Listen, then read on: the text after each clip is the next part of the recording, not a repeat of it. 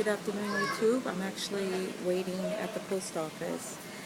The difference between Israel and America is you have to receive a ticket for any packages. It's never really like delivered to your house.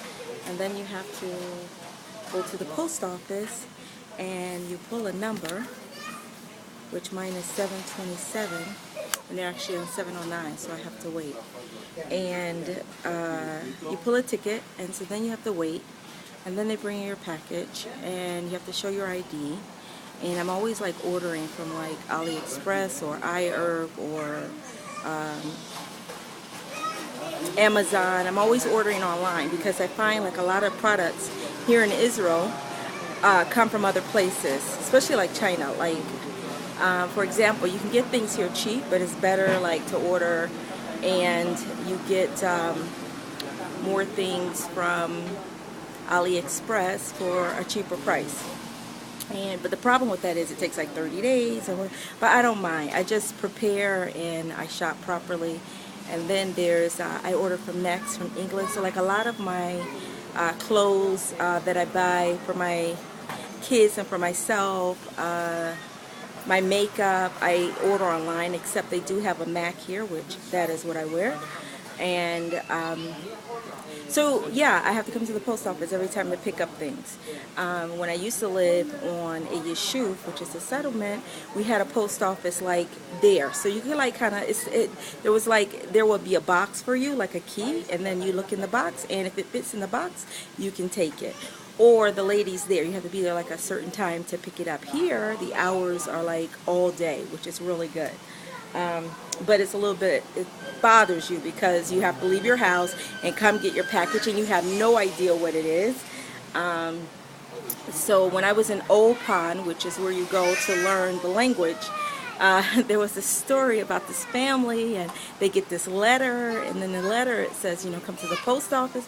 So they're thinking about all these wonderful things that's going to happen to them, what kind of package they got gifts from America, and so on and so forth. So when they come to the post office and they're all excited, they're talking about what each person's going to get.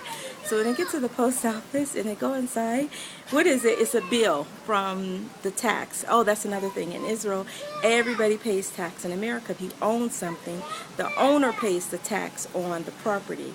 In Israel, the tenant, the person that's renting, pays the taxes on the apartment that they're renting, not the owner. So that was like something interesting, and it's a lot. And you pay it like every 3 months sometimes, or you pay it like you get a cheaper rate if you pay the whole thing in full for the whole year. But that's what's interesting. The tenant pays for it. So a lot of people own apartments in Israel. They don't rent, and they're always telling you, why are you renting? You should buy. And like I said, we've been here like 12 years, going on 13 years, and we only rent.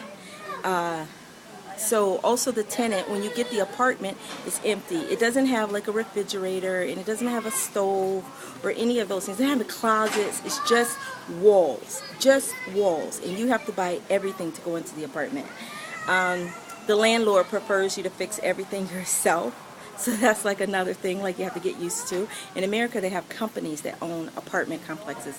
In Israel, there are like individual people that own apartments. So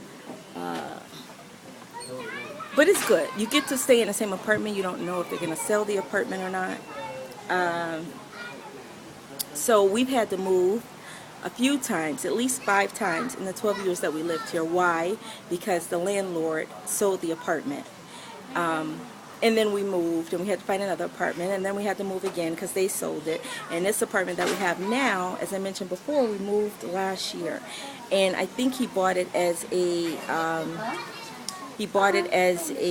investment. So God willing, we don't have to move again.